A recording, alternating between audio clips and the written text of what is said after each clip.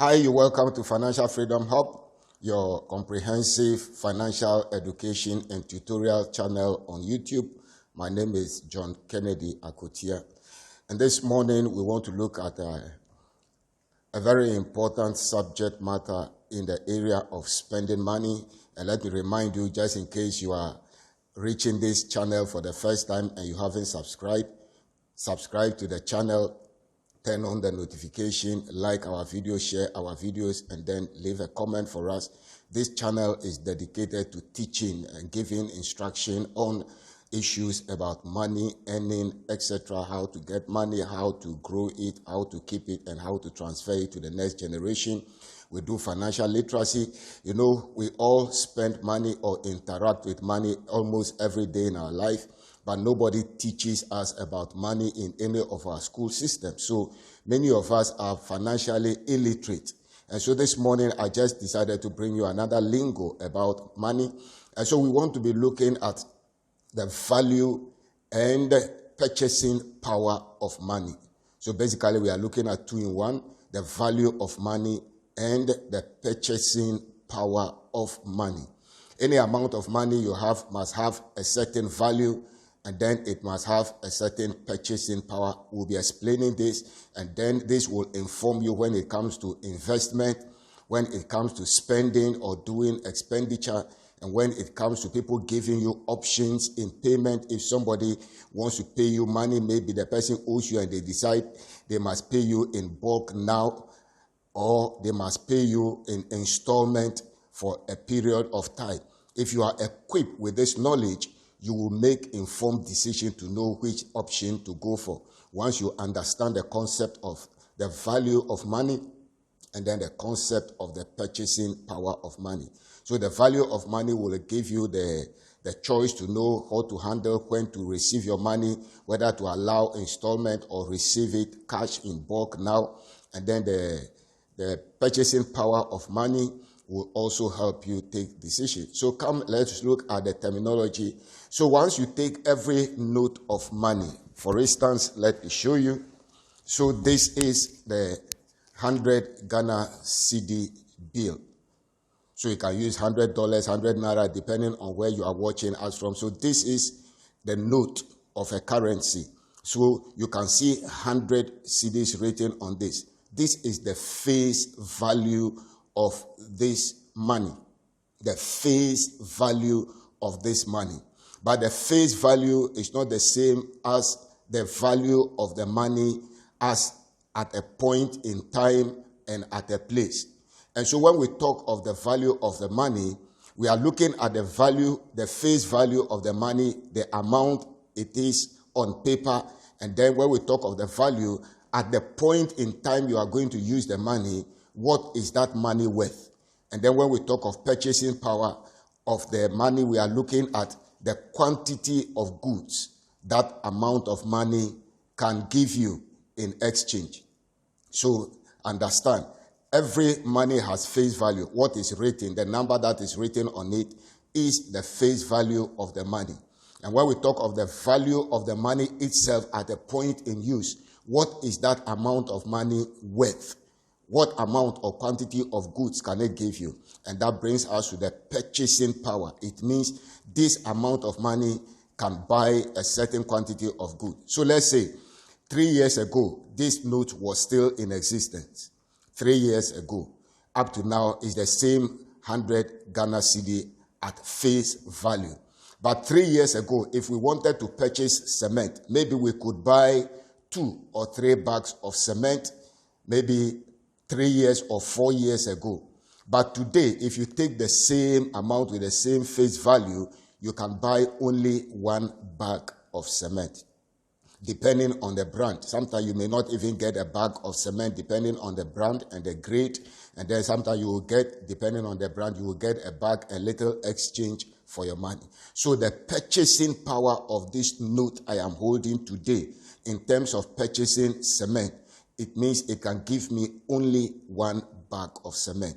It means if I compare the value of this note as at today, compared it to 3 years or 4 years ago, the value of this note, even though the face value looks the same, the actual value has changed. It has dropped in its value.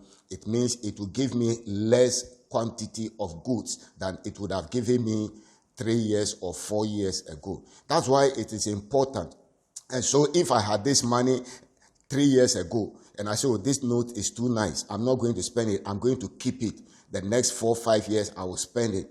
If I lack this knowledge I'm sharing with you this morning, it means I will keep this note, and then after 4 years, I'll go and take it and say, oh, now I am going to use my money. It has eroded in value. It has lost purchasing power.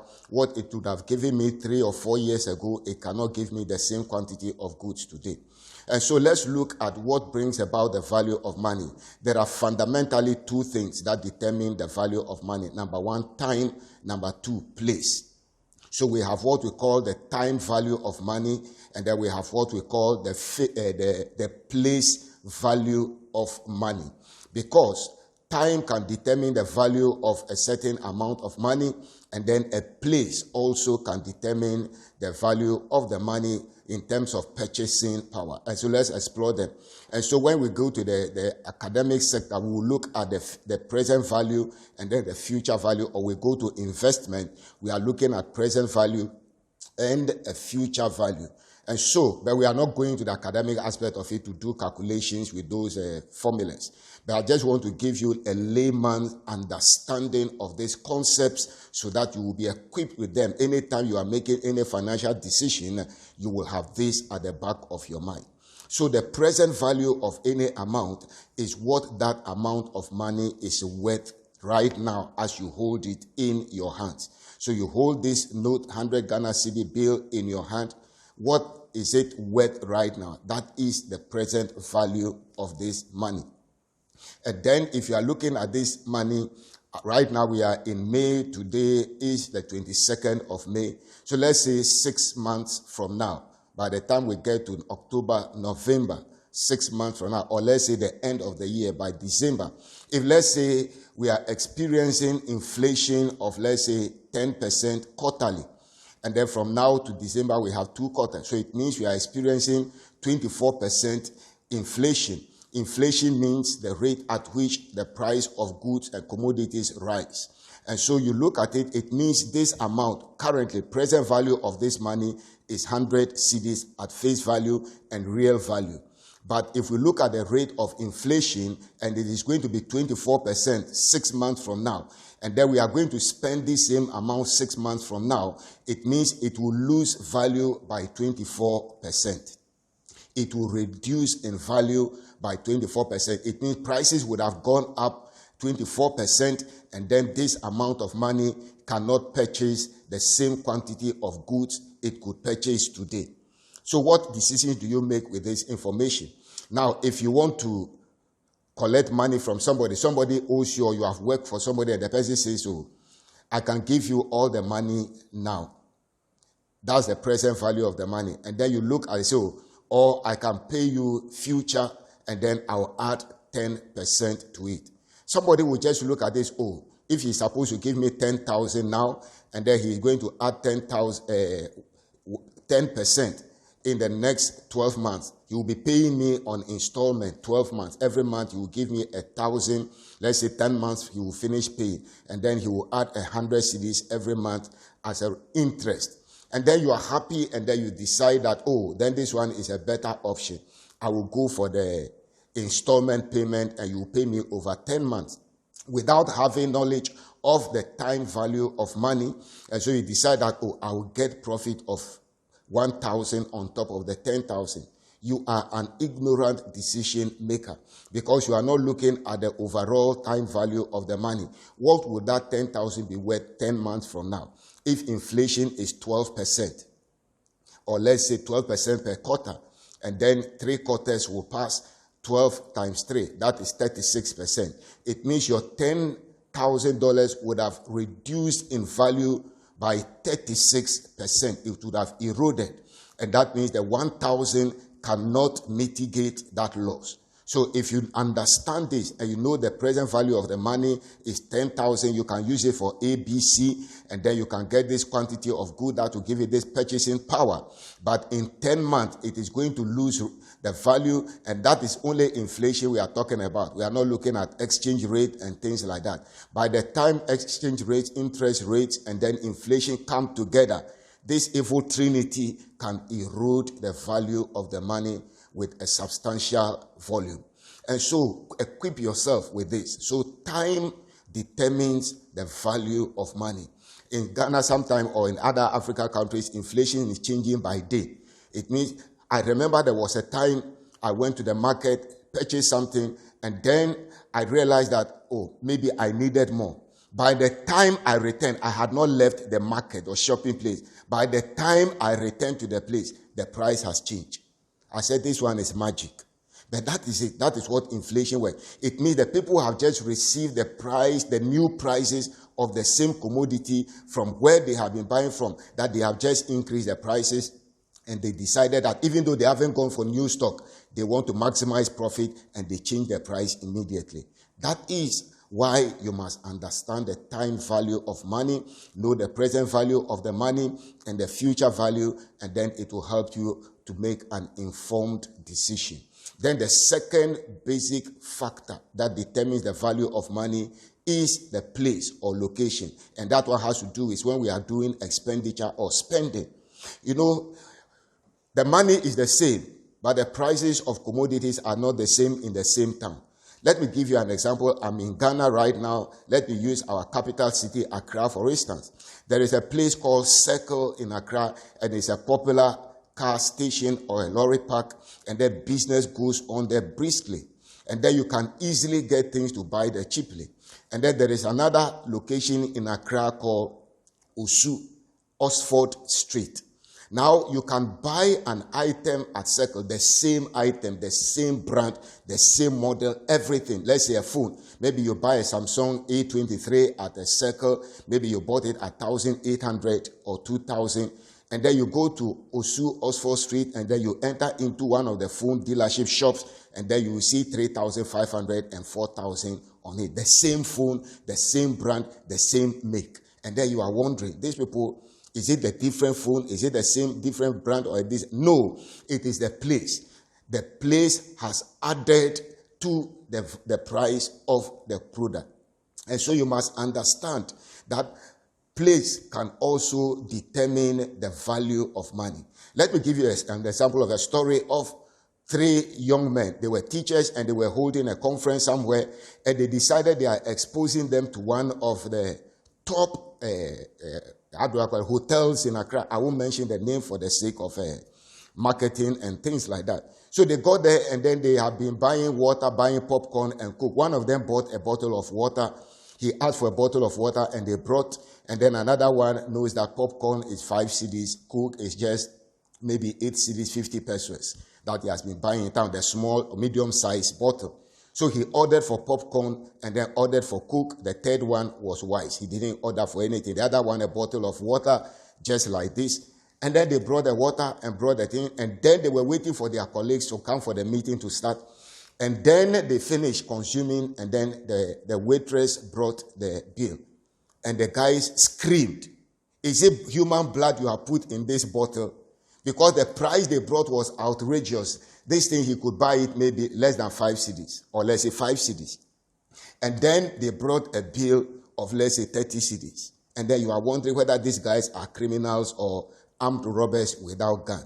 And then you know that you have been buying popcorn, a pack of popcorn, 5 cedis in town, and then Coke less than 10 cedis, and they bring you a bill of 90 cedis. And then you are wondering whether these people are criminals. But you see, the place where you are buying this thing is different from the place you have been buying from. So they have added their brand, they have added their goodwill, they have added their taxes, they have added the name and everything to the price of the commodity. And so if you are doing shopping, you must have this at the back of your mind, that money can change value from place to place. Let me give you another quick story again. There was this guy who was working with a company, and they lived in the city in a big city, one of the expensive cities. So they will go to restaurant and then you go and buy one of our local dishes, fufu, and then a bush meat. And then they will tell you a plate is 50 cedis or 30 cedis. So he has been eating in this restaurant. So one day they went to a village to go and do some outreach work there. And then he decided they went to some nice village canteen, or you like chop bar. And then so they want fufu. They are going to eat fufu and bush meat. And then he got there and then he told the woman he wants fufu and the meat, everything, 30 Ghana. Then the woman looked at his face. He said, how much? He said, 30 cedis. The woman looked at his face again. He said, how much? 30 cedis. And then the woman changed the local bowl, the asanka, the black earthenware bowl that they normally serve fufu in these local restaurants or local chobbers.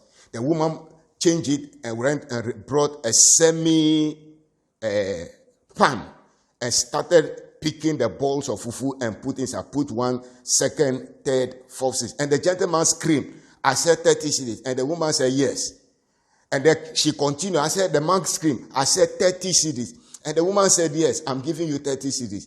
And the man asked, how much is one of this ball? And the woman said, it's 2 cedis. And the man was shocked because that is the single ball plus the meat, 2 pieces of meat and the soup for 30 cedis in that restaurant in town. And so when the woman heard, he thought he came with a whole city or a village that they were coming to eat the fufu together.